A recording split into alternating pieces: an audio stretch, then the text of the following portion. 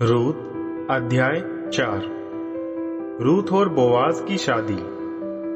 उसी समय बोआज नगर द्वार पर जाकर बैठ गए, और जब वहां वह छुड़ाने वाला आया जिसका वर्णन बोआज रूत से कर चुके थे, बोआज ने उनसे कहा, मित्र यहाँ आइए और मेरे पास बैठिए।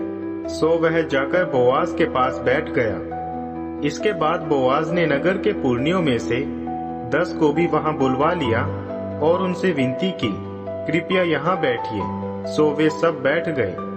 तब बोआज ने उस छुड़ाने वाले से कहा, नाओमी जो मोआब देश से लौट आई है, एलीमेलेक हमारे रिश्तेदार की भूमि का एक भाग बेच रही है। सो मैं यह सही समझता हूँ कि मैं आपको इसकी सूचना इन शब्दों में दे दूं, इस जमीन को इन गवाहों की उपस्थिति में तथा हमारे नागरिकों के पुरनियों की उपस्थिति में खरीद लो।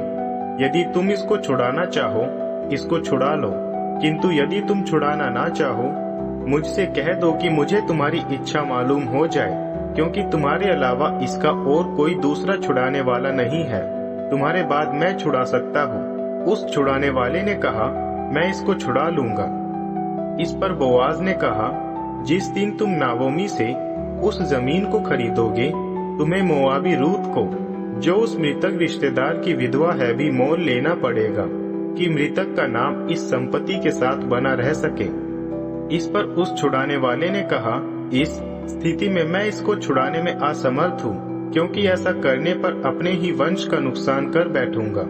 छुड़ाने का यह अधिकार अब तुम ले लो, क्योंकि मैं यह छुड़ाने में असमर्थ हूँ। इजराइल में पुराने समय से यह प्रथा चली आ रही थी कि छुड़ाने की प्रक्रिया में लेन देन को पक्का करने के प्रमाण के रूप में छुड़ाने वाला अपना जूता उतारकर दूसरे व्यक्ति को सौंप दिया करता था।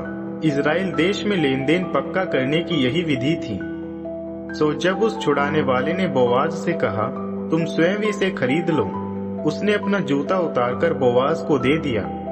तब बोआज ने पुरनियों तथा सभी उपस्थित लोगों को यह कहा, आज आप सभी इस बात के गवाह है कि मैंने नाओमी से वह सब खरीद लिया है जो एलीमेलेक का तथा किलियोन तथा महलोन का था।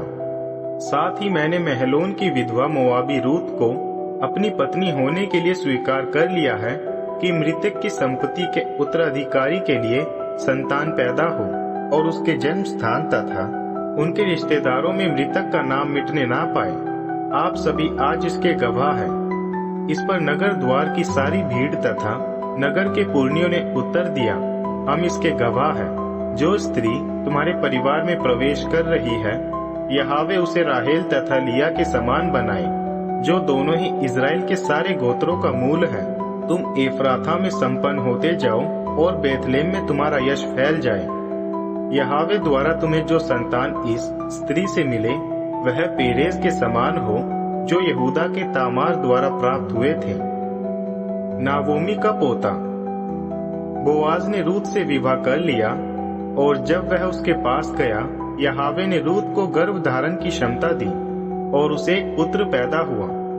स्त्रियां आकर नाओमी से कहने लगी, धन्य है यहोवा जिन्होंने आज आपको छुड़ाने वाले के बिना नहीं छोड़ा।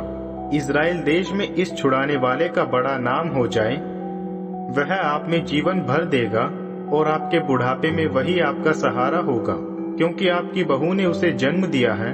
उसका प्रेम आप पर बहुत ही अपार है, जो आपके लिए 7 पुत्रों से कहीं अधिक बढ़कर है।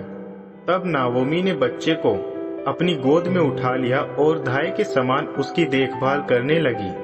पड़ोसी स्त्रियों ने बच्चे को एक नाम दिया।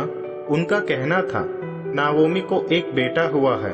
उनके द्वारा बच्चे को दिया गया नाम था ओबेद। यही येशे का पिता हुआ, जो राजा दाविद के पिता थे, अर्थात राजा दाविद के दादा। दाविद की वंशावली। पेरेज की वंशावली इस प्रकार हुई।